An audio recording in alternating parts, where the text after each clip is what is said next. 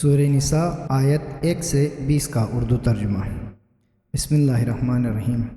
اے لوگو، اپنے رب سے ڈرو جس نے تمہیں ایک جان سے پیدا کیا اور اسی سے اس کا جوڑا پیدا کیا، اور ان دونوں سے بکثرت مرد عورت روئی زمین پر پھیلا دیے، اور اس اللہ کا خوف کرو جس کا نام لے کر ایک دوسروں سے سوال کرتے ہو، اور قرابت داروں کے بارے میں بھی پرہیز کرو، بے شک تم پر اللہ نگران ہے۔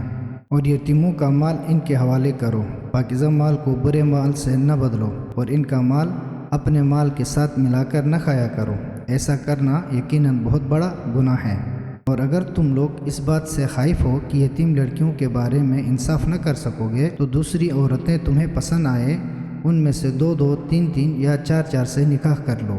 اگر تمہیں خوف ہو کہ ان میں عدل نہ کر سکو گے تو ایک ہی عورت یا لونڈی جس کے تم مالک ہو کافی ہے۔ یہ ناانصافی سے بچنے کے قریب ترین صورت ہے۔ اور عورتوں کو ان کے مہر خوشی سے دیا کرو، ہاں اگر وہ کچھ حصہ اپنی خوشی سے معاف کر دے تو اسے خوشگواری سے بلا کے راحت کھا سکتے ہو۔ اور اپنے وہ مال جن پر اللہ نے تمہارا نظام زندگی قائم کر رکھا ہے بے وقوفوں کے حوالے نہ کرو، البتہ ان میں سے انہیں کھلاؤ اور پہناؤ، اور ان سے اچھے پیرائے میں گفتگو کرو۔ اور یتیموں کو آزماتے رہو یہاں تک کہ یہ نکاح کی عمر کو پہنچ جائیں، پھر اگر تم ان میں رشد عقلی پاؤ تو ان کے اموال ان کے حوالے کر دو، اور اس خوف سے کہ وہ بڑے ہو جائیں گے اور مال کا مطالبہ کریں گے، فضول اور جلدی میں ان کا مال کھا نہ جانا۔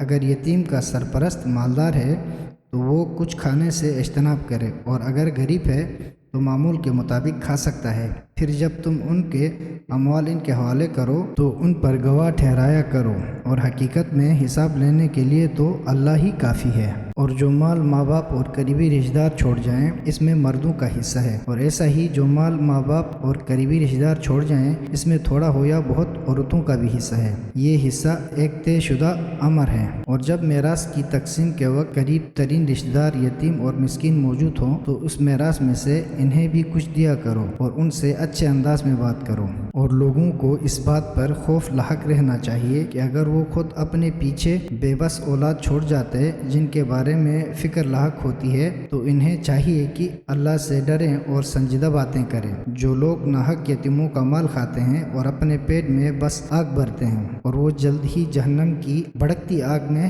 تپائے جائیں گے۔ اللہ تمہاری اولاد کے بارے میں تمہیں ہدایت فرماتا ہے، ایک لڑکے کا حصہ 2 لڑکیوں کے حصے کے برابر ہے، بس اگر لڑکیاں 2 سے زائد ہوں تو ترکے کا 2/3 ان کا حق ہے، اور اگر صرف ایک لڑکی ہے تو نصف ترکہ اس کا حق ہے۔ اور میت کی اولاد ہونے کی صورت میں والدین میں سے ہر ایک کو ترکے کا 6واں حصہ ملے گا، اور اگر میت کی اولاد نہ ہو بلکہ صرف ماں باپ اس کے وارث ہوں تو اس کی ماں کو 3واں حصہ ملے گا، پس اگر میت کے بھائی ہوں تو ماں کو 6واں حصہ ملے گا۔ یہ تقسیم میت کی وصیت پر عمل کرنے اور اس کے قرض کی ادائیگی کے بعد ہوگی۔ تمہیں نہیں معلوم تمہارے والدین اور تمہاری اولاد میں فائدے کے حوالے سے کون تمہارے زیادہ قریب ہے، یہ حصے اللہ کے مقرر کردہ ہیں، یقیناً اللہ بڑا جاننے والا باحکمت ہے۔ اور تمہیں اپنی بیویوں کے ترکے میں سے اگر ان کی اولاد نہ ہو نصف حصہ ملے گا، اور اگر ان کی اولاد ہو تو ان کے ترکے میں سے 1/4 تمہارا ہوگا۔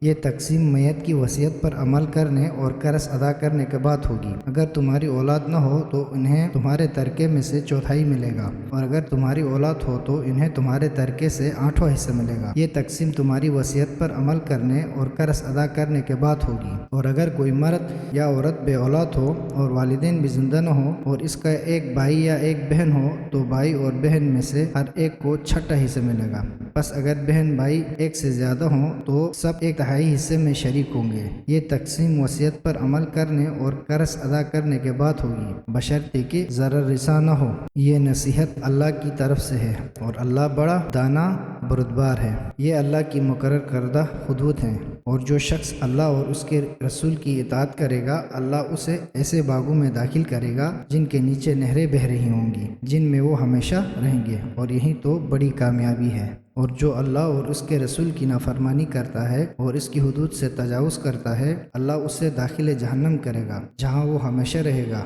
اور اس کے لیے ذلت آمیز سزا ہے۔ اور تمہاری عورتوں میں جو بدکاری کی مرتکب ہو جاتی ہیں ان پر اپنے مسلمانوں میں سے 4 افراد کی گواہی لو، پھر اگر وہ گواہی دیں تو ان عورتوں کو گھروں میں بند رکھو یہاں تک کہ موت انہیں انجام تک پہنچا دے یا اللہ ان کے لیے کوئی اور سبیل پیدا کر دے۔ اور اگر تم میں سے 2 اشخاص بدکاری کا ارتکاب کریں تو ان دونوں کو اذیت دو، پھر اگر وہ دونوں توبہ کریں اور اپنی اصلاح کر لیں تو ان کا پیچھا چھوڑ دو، بے شک اللہ بڑا توبہ قبول کرنے والا اور رحم کرنے والا ہے۔ اللہ کے ذمہ صرف ان لوگوں کی توبہ قبول کرنا ہے جو نادانی میں گناہ کا ارتکاب کر بیٹھتے ہیں پھر جلد ہی توبہ کر لیتے ہیں۔ اللہ ایسے لوگوں کی توبہ قبول کرتا ہے اور اللہ بڑا دانا حکمت والا ہے۔ اور ایسے لوگوں کی توبہ حقیقت میں توبہ ہی نہیں جو برے کاموں کا ارتکاب کرتے رہتے ہیں یہاں تک کہ ان میں سے کسی کی موت کا وقت قریب آ پہنچتا ہے تو وہ کہہ اٹھتا ہے کہ اب میں نے توبہ کی، اور نہ ہی ان لوگوں کی توبہ قبول ہے جو مرتے دم تک کافر رہتے ہیں۔ ایسے لوگوں کے لیے ہم نے دردناک عذاب تیار کر رکھا ہے۔ اے ایمان والو،